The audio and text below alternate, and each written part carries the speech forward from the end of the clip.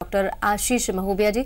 आशीष जी, बहुत बहुत स्वागत है आपका हमारे खास पेशकश में। नमस्कार। आशीष जी, जैसे हमने यहाँ पर ये रिपोर्ट देखी, वाकई में कुदरत ने इस खूबसूरत दुनिया को देखने के लिए आंखें बनाई हैं और आंखों की रोशनी किसी भी व्यक्ति के लिए बेहद अहम होती है, बेहद खास होती है। लेकिन ये जो खूबसूरती है, कहीं ना कहीं मोतियाबिंद एक ऐसी बीमारी है जो कि इसके लिए प्रॉब्लमैटिक है। मोतियाबिंद एक ऐसी बीमारी है जिससे हर कोई बचना चाहता है। आखिर किस तरह की बीमारी है ये, क्या कुछ वजह इसकी रहती है? हमारी आँख वस्तुतः एक कैमरा है जी। जैसे कैमरे में हम रील डालते हैं और कैमरे में लेंस होता है। आंखों में एक लेंस होता है जो अगर सफ़ेद हो जाए तो उसे मोतियाबिंद कहते हैं। होने के कारण 90% ये एज के कारण होने वाली बीमारी है। जी। जैसे एज के साथ हम बूढ़े होते हैं वैसे हमारा लेंस थोड़ा एजिंग प्रोसेस में सफ़ेद हो जाता है और यही मेन कारण होता है। इसके अलावा कुछ छोटे मोटे कारण और होते हैं, जैसे कि डायबिटीज में मोतियाबिंद जल्दी हो जाता है, चोट लगने पे मोतियाबिंद जल्दी हो जाता है, आंखें अगर बीमार हो तो मोतियाबिंद जल्दी हो जाता है। लेकिन मुख्यतः यह एक उम्र की बीमारी है। जी। किसी तरह के इन्फेक्शन की अगर हम बात करें, क्या आंखों में किसी तरह का कोई इन्फेक्शन होता है तो उसकी वजह से भी मोतियाबिंद की बीमारी हो सकती है? जी हाँ, आंखों के अंदर अगर खासकर आंखों के पिछले भाग में, जिसको हम पोस्टीरियर यूवेटिस कहते हैं, अगर आंखों के अंदर में इन्फेक्शन है तो वह लंबे समय में मोतियाबिंद कर सकता है। बिल्कुल। जिस तरीके से देखा गया है डॉक्टर साहब कि कई बार ऐसा होता है कि हम शुरुआती दौर में बहुत ज़्यादा अनदेखी बरतते हैं आंखों को लेकर। कई छोटी छोटी प्रॉब्लम्स होती हैं, जैसे कि आजकल हम देखते हैं कि बाहर बहुत ज़्यादा धूल कंकड़ है और कई बार आंखों में हमारी छोटी छोटी प्रॉब्लम्स होती हैं, जैसे पानी का आना या और भी बहुत सारी प्रॉब्लम्स है। क्या अगर इन पर शुरुआती दौर पर ध्यान न दिया जाए तो इनकी वजह से भी आगे चलकर मोतियाबिंद जैसी बीमारी हो सकती है? धूल की वजह से तो मैं नहीं कहूँगा, उसकी वजह से एलर्जी होती है। हाँ, लेकिन बहुत लंबे समय तक गर्मी में काम करने से, धूप में काम करने से, अच्छे से पोषण ना लेने से, अनियमित असंयमित जीवन जीने से, व्यायाम ना करने से स्वाभाविक तौर पर शरीर का जल्दी क्या करना चाहिए, क्षय होता है और उसकी वजह से मोतियाबिंद भी जल्दी होता है। जी आशीष जी, बिल्कुल। ट्रीटमेंट सब पर हम चाहेंगे, यहाँ पर हम विस्तार से चर्चा करें। मॉडर्न टेक्निक्स क्या कुछ आई हैं, सर्जरीज हैं जिनके बाद मोतियाबिंद जैसी बीमारी से छुटकारा पाया जाए। लेकिन उससे पहले अगर हम बात करें, क्या कुछ ऐसी सावधानियां हैं जो कि एक व्यक्ति बरत सकता है ताकि जो मोतियाबिंद की प्रॉब्लम है, जैसे कि आपने बताया आफ्टर 60 ईयर्स ऑफ एज मोतियाबिंद की प्रॉब्लम ज्यादा होती है, तो क्या कुछ ऐसी सावधानियां पहले बरती जा सकती हैं जिससे इस बीमारी से बचा जा सके? ईमानदारी से कहा जाए तो बहुत कुछ हम नहीं कर सकते। जिस प्रकार से एक व्यक्ति की उम्र बढ़नी ही है और बढ़ती उम्र के साथ उसके शरीर को पुराना होना ही है, लेकिन हम कुछ जो हमारे हाथ में ज़रूर कर सकते हैं, जैसे कि अच्छा जीवन, जो कि संतुलित व्यायाम करना, नियमित थोड़ा योगा करना, नियमित आंखों की जांच कराना, इन सब बातों से हम आंखों की रक्षा कर सकते हैं। क्या अर्ली एजेस में भी ये प्रॉब्लम देखने को मिलती है? जैसे कि अगर अमूमन आपने बताया कि 90% केसेस जो हैं वो ज़्यादा एक एज के बाद आते हैं, यानी कि आफ्टर 60 या 60 प्लस के बाद आपने बताया। क्या अर्ली एजिंग में भी इस तरह की प्रॉब्लम्स आती हैं? क्योंकि लेंस जैसा कि आपने बताया, हो सकता है कि कुछ पहले ही प्रॉब्लम हो तो पहला हो सकता है। मोतियाबिंद तो एक नवजात शिशु जो फ्रेश बॉर्न बेबी है, जस्ट पैदा हुआ बच्चा, उसको भी हो सकता है। माँ के गर्भ से ही बच्चा मोतियाबिंद लेके पैदा हो सकता है। अगर माँ के गर्भ में उसको इन्फेक्शन हो गया हो, उसकी आंखें जो बन रही हैं, बनते बनते ही, जब बच्चा माँ के पेट में बनता है, बनते बनते ही आंखें गलत बन सकती हैं और जो पारदर्शी लेंस होना चाहिए वो सफ़ेद हो सकता है। तो ये तो बिल्कुल सही कहा आपने कि मोतियाबिंद तो किसी भी उम्र में हो सकता है। बिल्कुल किसी भी उम्र में हो सकता है। और ख़ासतौर पर जिस तरीके से हम बात करें इलाज की, क्योंकि सबसे इम्पॉर्टेंट है इलाज, क्योंकि मोतियाबिंद जैसे कि आपने बताया कि 90% लोगों को होता ही है और लेंस जो है वो धीरे धीरे उसकी क्वालिटी में भी फ़र्क आता है और धीरे धीरे डिटेरियोरेट होता है, तो उसके बाद मोतियाबिंद की प्रॉब्लम होती है। ट्रीटमेंट की अगर हम बात करें, आज अगर मेडिसिन क्या एक तरीका है जिससे हम मोतियाबिंद से छुटकारा पा सकते हैं? क्या मेडिसिन के इस्तेमाल से पूरी तरह से मोतियाबिंद से छुटकारा पाया जा सकता है? जी, अनफॉर्चुनेटली, बदकिस्मती से अभी तक ऐसी कोई मेडिसिन साइंटिफिकली, वैज्ञानिक तौर पर सिद्ध नहीं कर पाई कि यह देने से मोतियाबिंद को रोका जा सकता है। बहुत सारी दवाइयाँ उपलब्ध हैं, नाना प्रकार के अलग अलग पैथीज में, एलोपैथी में भी कुछ हैं, लेकिन कोई भी दवा अब तक उसमें कारगर नहीं है। बिल्कुल, यानी कि मेडिकल से अगर हम बात करें, मेडिसिन की खास तौर पर बात करें, तो मेडिसिन पर डिपेंड यहाँ नहीं रहा जा सकता है कि मोतियाबिंद से छुटकारा मिल सके। और बाकी अगर हम बात करें, जैसे कि आप सर्जरीज को लेकर हम यहाँ पर डिस्कस करेंगे, सर्जरी क्या कुछ हो सकती है और क्या कुछ मॉडर्न टेक्निक्स है जिनके बाद मोतियाबिंद से छुटकारा पाया जा सकता है, उस पर हम चर्चा करेंगे। फिलहाल वक्त तो चला एक छोटे से ब्रेक का।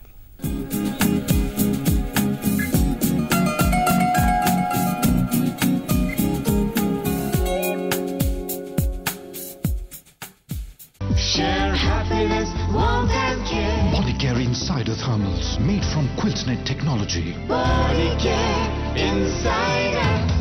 इंसुलमैक्स पंप्स आपकी दुगनी खुशियाँ, कम से कम बिजली, ज्यादा से ज्यादा पानी, एक ISI ISO प्रमाणित कंपनी। इंसुलमैक्स पंप नए रायपुर और पुराने रायपुर के बीच एयरपोर्ट और अत्याधुनिक थोक बाजार के पास नेशनल हाईवे 43 पर बोरिया कला में छत्तीसगढ़ हाउसिंग बोर्ड की 101 एकड़ में बनी कॉलोनी में 2 BHK और 3 BHK सर्व सुविधा युक्त फ्लैट्स बुक करने का अंतिम सुनहरा मौका। हरा भरा वातावरण, भरपूर पानी, बच्चों के खेलने के लिए गार्डन, क्लब हाउस और भी बहुत कुछ। बुकिंग के लिए संपर्क करें छत्तीसगढ़ हाउसिंग बोर्ड, मुख्य कार्यालय शंकर नगर, रायपुर, या कॉल करें 0942420919। ये है राजकुमारी मान्यता, रहती है आलीशान महल में और दिन में सपने देखती है, लेकिन कुछ सपने पलक झपकते ही सच हो जाते हैं। इमामी वैसोकेयर प्रेजेंट्स देखा एक ख्वाब 21 नवंबर से सोमवार से शुक्रवार रात 9:15 बजे सिर्फ सोनी पर। India's most preferred brand, Durin Imported Furniture, now at Raipur. The most stylish furniture to suit your decor. Durin Furniture, GE Road beside Gurudwara, Telibandha, Raipur. सबसे बड़ी खबर आ रही है जयपुर से, तोते को हुआ है डेंड्रफ। ये डेंड्रफ वाले तोते का घर का है? वाला तोता देखो, डेंड्रफ वाला तोता। लोगे तोते के सर पे डेंड्रफ आखिर आया कहाँ से? आइए पूछते हैं। ऊपर से पपड़ी है, पपड़ी। हो गया ना पोपट।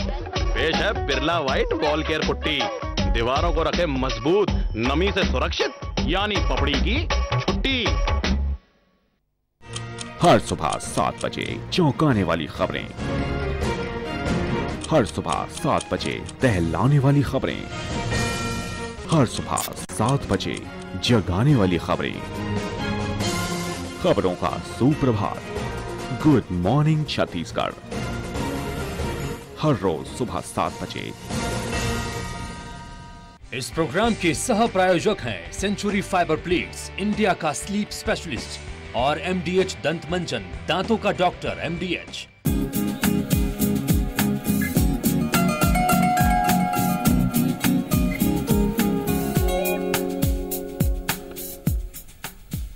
ब्रेक के बाद स्वागत है आपका हमारी खास पेशकश आरोग्य में। डॉक्टर आशीष हमारे साथ स्टूडियो में मौजूद हैं। आशीष, ब्रेक पे जाने से पहले हमने यहाँ पर बात की कि मेडिसिन के जरिए क्या मोतियाबिंद से छुटकारा पाया जा सकता है, और आपने बताया कि अनफॉर्चुनेटली आज की डेट में ऐसा है नहीं। अगर हम अदरवाइज बात करें ट्रीटमेंट्स में क्या कुछ आता है, क्या कुछ आज जो चिकित्सा की दुनिया है, क्या कुछ ऐसे तरीके निजात कर चुकी है जिससे कि मोतियाबिंद से छुटकारा पाया जा सकता है? मोतियाबिंद के ट्रीटमेंट में कहें तो यह अतिशयोक्ति नहीं होगी कि जमीन आसमान का बदलाव आ चुका है, और यह भी सिर्फ 10 से 20 सालों में।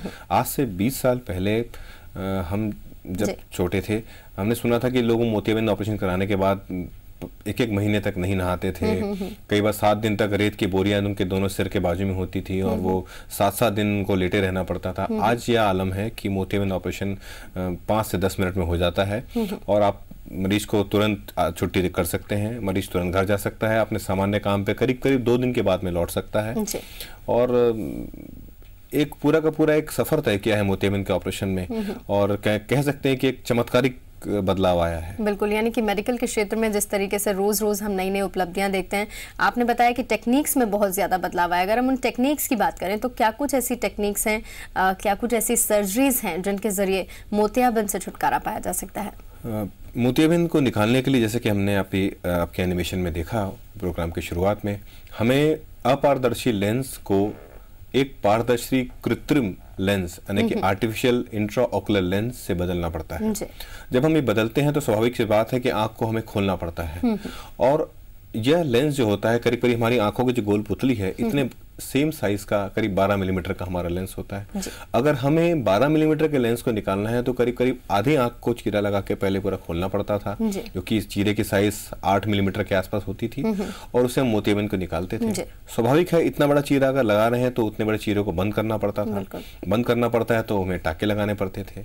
अब एक छोटा सा तिनका अगर हमारी आंख में चला जाए तो हमें कितनी तकलीफ होती है, हम सब जानते हैं अपने अनुभव से। अगर ऐसे 5 या 6 टाके आंख के अंदर हों तो समझ सकते हैं कि मरीज मरीज को कितनी तकलीफ होगी।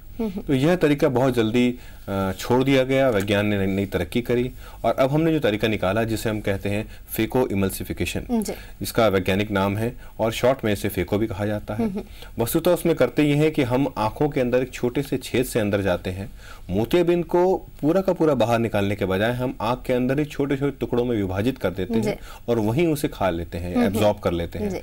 तो सिर्फ जो चीरा 8 मिलीमीटर का हुआ करता था वो सिर्फ समझ लीजिए पेन की नोक के बराबर या 2 मिलीमीटर के चीरे से हो जाती है। बिल्कुल। फेको सर्जरी के साथ ही अगर हम बात करें, फेको सर्जरी में किस तरह का लेंस यूज किया जाता है, क्योंकि अगर हम बात करें लेंसेज की क्वालिटी में भी काफी ज्यादा बदलाव आया होगा, जैसे जैसे हम हर जगह तरक्की कर रहे हैं तो वहीं लेंसेज की अगर हम क्वालिटी की बात करें तो वो भी अब काफी ज्यादा बदल चुकी होगी। किस तरह के लेंसेज का इस्तेमाल इसमें किया जाता है? लेंसेज में बहुत ज्यादा बदलाव आया गया है। सबसे पहले तो जब लेंस शुरू में डाला करते थे, जब चीरे बड़े हुआ करते थे तो बहुत बड़ा लेंस डाला जाता था। अब चूंकि हम मोतियाबिंद को एक पेन की नोक की साइज के बराबर के छेद से निकाल रहे हैं तो लाजमी सी बात है कि आप उतने ही छोटे छेद से लेंस को डालना चाहेंगे, नहीं तो इतने बड़े छोटे छेद को अगर हम वापस बड़ा कर रहे हैं तो उसका कोई अर्थ नहीं निकलता। तो अब हम उस छेद से अगर कोई लेंस को डालना चाहेंगे तो हमें उस छेद को बिना बढ़ा के उसी छेद से एक लेंस को गोल मोड़कर, जिसको हम फोल्डेबल लेंस कहते हैं, आंख के अंदर डाल देते हैं। फोल्डेबल लेंस कुछ नहीं होता, जिस प्रकार से आप रुमाली रोटी को मोड़ देते हैं और उसको वापस खोल सकते हैं, हम लेंस को मोड़ देते हैं, एक छोटे से छेद से अंदर डालते हैं और अंदर जाके वो लेंस खुल जाता है। इसे कहते हैं फोल्डेबल लेंस। बिल्कुल। और साथ ही अगर जिस तरीके से आपने फेको सर्जरी की यहाँ पर बात की कि फेको आपने शॉर्ट फॉर्म बताया सर्जरी का, यहाँ पर है एक टेक्निक है। ट्रॉपिकल फेको की बात करें तो उसमें क्या किसी तरह का कोई चेंज है कि कुछ और टेक्निक्स हैं जो कि इस्तेमाल की जाती हैं? जी देखिए, जब यह पाया गया कि अब हम टाँके नहीं लगा रहे हैं, फिर डॉक्टरों ने देखा कि अब हम लेंस को छोटे से चीरे से डाल रहे हैं, तो फिर बात आई कि जब आंख को ऑपरेशन के पहले जब शून्य करना हो, स्वाभाविक सी बात है शरीर में हम कहीं भी किसी अंग को अगर ऑपरेशन करना चाहें तो उसको बिना शून्य के ऑपरेशन नहीं कर सकते। तो जब हम उसको शून्य कर रहे होते हैं तो उसमें 2 इंजेक्शन लगाने पड़ते हैं, जो आंख के निचले भाग में यहाँ और एक ऊपर लगाया जाता है, आमतौर पे 2 इंजेक्शन। ये इंजेक्शन एक ब्लाइंड प्रोसीजर होता है और चूंकि ये एक अंधा प्रयास होता है इंजेक्शन लगाने का, इसकी सुई की नोक कहाँ जा रही है हमें नहीं पता चलती, तो उसमें एक तो रिस्क होता है कि आंख के अंदर नुकसान हो जाए, दूसरा मरीज को तकलीफ होती है, दर्द होता है। तो एक पूरी प्रक्रिया को एक दर्द रहित सुखद प्रयास बनाने के लिए ये अभिनव प्रयास किया गया, जिसमें सिर्फ एक ऐसा ड्रॉप आता है जिसे हम प्रोपैराकेन ड्रॉप्स कहते हैं। आप ड्रॉप आंख में डाल दीजिए और बिना किसी इंजेक्शन के आप पूरा का पूरा ऑपरेशन सिर्फ 5 मिनट में कर सकते हैं। मरीज को ये भी पता नहीं चलता कि ऑपरेशन कब शुरू हुआ और कब खत्म हुआ। बिल्कुल। मॉडर्न टेक्निक्स की हम यहाँ पर डॉक्टर आशीष बात कर रहे हैं। मॉडर्न टेक्निक्स जो आपने यहाँ पर मेंशन की, फेको और ट्रॉपिकल फेको के बारे में हमने यहाँ पर चर्चा की, इनके क्या कुछ अगर हम देखें फायदे हैं और नुकसान हैं? बहुत ही अच्छा प्रश्न पूछा आपने कि हमने बात तो इतनी कर ली, लेकिन फायदा क्या है? बिल्कुल। सबसे पहला बड़ा फायदा ये कि हमें अगर चीरा छोटा हो जाता है तो हमें तकलीफ नहीं होती। जैसे कि मैंने आपको कचरा जाने का उदाहरण दिया, टाँके नहीं लगे तो तकलीफ नहीं होती। छोटा चीरा हो तो घाव जल्दी भरता है, घाव जल्दी भरता है तो हम काम पे जल्दी आ सकते हैं, आंख लाल कम रहती है। अगर चीरा जो घाव भर रहा है अगर वो सिकुड़ता है तो आंखों में नंबर ज्यादा लग जाता है। तो छोटे चीरे में ऑपरेशन के बाद करीब करीब नंबर नहीं के बराबर लगता है, या लगता भी है तो बहुत मामूली लगता है। और जो टॉपिकल फेको है उसमें आप इंजेक्शन ही नहीं लगाते, तो इंजेक्शन नहीं लगता तो बेसिकली आप पूरा का पूरा ऑपरेशन करा रहे हैं, आपको कुछ तकलीफ ही नहीं हुई। हम एक डॉक्टर के पास जाते हैं तो मेन डर किस बात का होता है? इंजेक्शन लगने का, दर्द होने का। अब यह पूरी प्रक्रिया अगर दर्द रहित है तो इससे अच्छी बात क्या? बिल्कुल, इससे अच्छी बात मरीज के लिए कोई भी नहीं हो सकती। और जैसा कि आपने बताया टाइम यहाँ पर बहुत ज्यादा बचता है। पहले जहाँ हम 1-1 महीने की बात करते थे, वहाँ आप 2-3 दिनों में ही पूरा का पूरा ऑपरेशन हो जाता है, दर्द नहीं होता। इससे बेहतर कोई बात डॉक्टर आशीष नहीं हो सकती। और साथ ही क्या कुछ सावधानियां एक मरीज को बरतनी चाहिए ऑपरेशन के बाद, सर्जरी के बाद, उस पर भी हम चर्चा करेंगे। फिलहाल वक्त है एक और छोटे से ब्रेक का।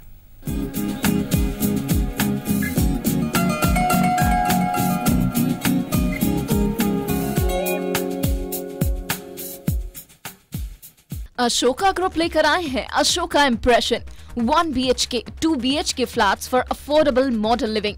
मात्र 1851 रुपए प्रति स्क्वायर फीट पर पाएं अपना आशियाना। तो देर किस बात की है, आज ही बुक करें अशोका इम्प्रेशन। संपर्क करें अशोका रत्न विधानसभा मार्ग, शंकर नगर, रायपुर, या कॉल करें 098266144343। नगर पंचायत पथरिया के नवनिर्मित कार्यालय भवन के लोकार्पण एवं भूमि पूजन में पधारे अतिथियों का हार्दिक अभिनंदन एवं स्वागत। विनीत जसपाल सिंह छाबड़ा अध्यक्ष, मनोज पांडे उपाध्यक्ष, पुनेन्द्र तिवारी मुख्य नगर पालिका अधिकारी एवं समस्त पार्षदगण, नगर पंचायत पथरिया, जिला बिलासपुर, छत्तीसगढ़। हमारे गांव में शराब दुकान नहीं खोलवाना। माता विनय तिवारी, निर्देशक योग मिश्रा की अनोखी प्रस्तुति माटी के लाल। झुके झुके तोरे नैना मन के उड़ाए चैना। ऑडियो उपलब्ध है सुंदरानी म्यूजिक पर। माटी के लाल। आओ चले गहन अंधकार से निर्मल प्रकाश की ओर। आओ चले घोर असत्य से परम सत्य की ओर। आओ चले नश्वरता से अमरता की ओर। हे ईश्वर, तन मन सर्वस्व तुझको अर्पण। हर रोज सुबह 6:30 बजे इस प्रोग्राम के सह प्रायोजक हैं प्रकृति जैसी शुद्धता हमारी पहचान, MDH मसाले, the real spice of India, MDH। मैं चंपू अपनी कटोरी से मिलने आया हूँ यहाँ पे। मेरा नाम कटोरी है तो मैं किचन में बिजी तो रहूंगी, तो मैं भीख मांगते हुए शर्म नहीं आती? इंडिया में भीख मांगना आसान काम नहीं है। मेरा बचपन का 8वां प्यार। आपको देखने से पहले मैं राखी सावंत से प्यार करता था। कह दो ना, कह दो ना। पहले आवाज मैंने दी थी ना भैया। ए भैया, अब मैं बेल बजाऊंगा। अब बजा घंटी साले। कॉमेडी तड़का हर रोज दोपहर 3:30 बजे। इस प्रोग्राम के प्रायोजक हैं MDH देगी मिर्च का तड़का, अंग अंग फड़का MDH की देगी मिर्च।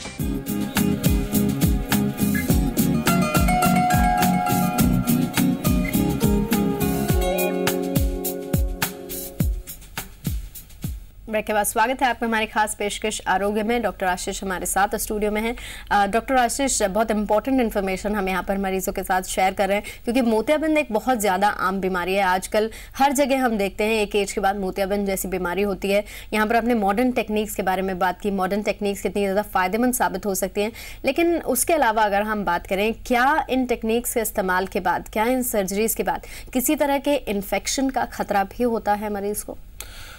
स्वाभाविक सी बात है, छोटे से चोट लगने से लेकर किसी एक ऑपरेशन तक हर बार कीटाणु, चूंकि हर जगह सर्वव्याप्त इन्फेक्शन का खतरा रहता है और हमें सारी सावधानियां का पालन करना चाहिए। डॉक्टर्स के बताए हुए नियमों से 1 इंच या एक लाइन भी हमें इधर उधर नहीं होनी चाहिए। उनके अक्षरशः उनकी बातों का पालन करना चाहिए। और जो फॉलो प्रोटोकॉल होता है, डॉक्टर के पास जाके दिखाना, कई बार हम उसमें गलती कर बैठते हैं, तो मरीज को वापस डॉक्टर के पास जाके दिखाना चाहिए। कई बार ऐसा होता है कि ऑपरेशन करा लिया और उसके बाद डॉक्टर ने अगर कोई प्रोटोकॉल फॉलो करने को कहा है तो हम उसकी बहुत ज्यादा अनदेखी कर देते हैं। जी, एक्चुअली हुआ यह कि मोतियाबिंद को हमने इतना छोटा बना दिया है, शिविरों में करके 2 मिनट की सर्जरी बता के, 1 मिनट की सर्जरी बता के कि आपको तकलीफ, उनको लगता है कि ये तो बस छोटी सी चीज है, कोई बहुत बड़ी चीज नहीं है, मैं आराम से जल्दी ठीक हो जाऊंगा, और उसको बहुत सीरियसली नहीं लेते। हार्ट ऑपरेशन में शायद मरीज 1 हफ्ते तक हिले भी नहीं जगह से, लेकिन मोतियाबिंद को बहुत गंभीरता से नहीं लेता, उसे गंभीरता से लेना चाहिए। बिल्कुल गंभीरता से यहाँ पर लेना चाहिए। आपने बताया कि डॉक्टर्स द्वारा जो भी प्रोटोकॉल यहाँ पर बताया जाता है उसको फॉलो करना चाहिए। क्या कुछ सावधानियां ऐसे बरतनी चाहिए आफ्टर ऑपरेशन की, आंखों में जो प्रॉब्लम जिसको ठीक किया गया है वो आपको दोबारा से ना आए, किसी तरह का कोई संक्रमण ना हो, क्या कुछ ऐसी सावधानियां बरतनी चाहिए? जी, सबसे पहले तो जैसे कि हमने कहा कि डॉक्टर के बातों का अक्षरशः पालन करना चाहिए। दवाइयां नियमित समय पर डालते रहें। जरा सा भी आंखों में लाल या लालिमा आए या दर्द महसूस हो या आपको लगे कि आपकी नज़र पहले की तुलना में थोड़ी कम हो गई है, तो बिना देरी किए, बिना किसी फर्दर डिले के आप तुरंत डॉक्टर से संपर्क करिए। और समय समय पर डॉक्टर को जब बुलाते हैं, कई बार शुरू में 1-2 दिन बुलाते हैं, फिर 15 दिन, जैसा भी प्रोटोकॉल हो उसमें आपको डॉक्टर से आपको मिलना है। और मेन चीज़ ये होती है कि आपको अगर दर्द हो, आंखों में धुंधलापन हो या लालिमा आए, तो तुरंत अपने डॉक्टर से मिलिए। बिल्कुल, तुरंत डॉक्टर से यहाँ पर एडवाइस लेनी चाहिए। और किसी तरह की कोई प्रॉब्लम हो, इरिटेशन जैसा कि आपने बताया, रेडिशनेस वगैरह, कुछ भी प्रॉब्लम हो, धुंधलापन हो, तो वो भी यहाँ पर जो है डॉक्टर से उसकी सलाह लेनी चाहिए। उसके अलावा जैसे हम देखें डॉक्टर आशीष के आज की डेट में चिकित्सा जो क्षेत्र है वो बहुत ज़्यादा तरक्की कर रहा है। फेको सर्जरी के अलावा अगर हम बात करें, क्या और भी कुछ ऐसी सर्जरीज हैं हमारे मेडिकल वर्ल्ड में जिससे मोतियाबिंद को दूर किया जा सकता है? कई इन्वेस्टिगेटिव या प्रयास के अंदर रहने वाली पद्धतियां अभी भी हैं जिन पे काम चल रहा है, लेकिन पुख्ता रूप में कोई अभी सामने नहीं आया है। आने वाले समय में शायद हम नई चीजें बिल्कुल हो सकता है। छत्तीसगढ़ की अगर हम बात करें तो यहाँ पर लोगों के बीच में कितनी जानकारी है? क्योंकि ज्यादातर हमने देखा है कि सर्जरीज के बारे में मॉडर्न टेक्निक्स आती हैं तो लोगों को जानकारी नहीं होती। छत्तीसगढ़ के अगर हम बारे में बात करें तो यहाँ पर लोगों को कितनी जानकारी है, कितना लोग इन सर्जरीज का इस्तेमाल करवाते हैं या इनसे ट्रीटमेंट लेते हैं? छत्तीसगढ़ में जैसे कि हमारा अपना राज्य एक छोटे से पौधे से आज एक वृक्ष की तरफ बढ़ रहा है, और ज्ञान भी, हमारे मरीजों का ज्ञान भी और डॉक्टरों का ज्ञान और उनका स्किल भी बहुत ज़्यादा बदलाव उनमें पाया गया है, और बहुत उत्कृष्ट ऑपरेशन करने में देखने को मिलते हैं हमारे डॉक्टर साथियों में। और वैसे ही मरीजों में एक बहुत बड़ी जागरूकता आ गई है। हम खासकर रायपुर शहर और जो बड़े शहर हैं छत्तीसगढ़ के, उसमें लोग अधिक जागरूक हो गए हैं। वो ज़्यादा से ज़्यादा डिमांड करते हैं कि हमें अच्छे से अच्छा ऑपरेशन कराना है, हमें ये करके दीजिए, हमें वो करके दीजिए। लोग क्वालिटी कॉन्शियस हैं। वो अगर आप एक पेन भी खरीदते हैं, एक टीवी भी लेते हैं और या ऑपरेशन कराते हैं, वे चाहते हैं कि वो सर्वश्रेष्ठ हो, और मुझे लगता है ये बहुत अच्छी बात हो रही है। बिल्कुल सर्वश्रेष्ठ यहाँ पर भी चाहिए लोगों को, और जानकारी जैसा कि अब लोगों को धीरे धीरे होने जा रही है, और हमारा भी प्रोग्राम का यही मकसद था कि हम लोगों तक जागरूकता पहुँचाएं, जानकारी पहुँचाएं कि क्या कुछ मॉडर्न टेक्निक्स हैं जिनसे मोतियाबिंद की जो बीमारी है उससे निजात पाई जा सकती है, उसे दूर किया जा सकता है। डॉक्टर आशीष, बहुत बहुत शुक्रिया आज इस पूरी जानकारी के लिए। नमस्कार। तो हमारी आज की खास पेशकश में बस इतना ही। अगली बार आपसे फिर मिलेंगे एक दूसरी चर्चा के साथ। दीजिए इजाजत, नमस्कार।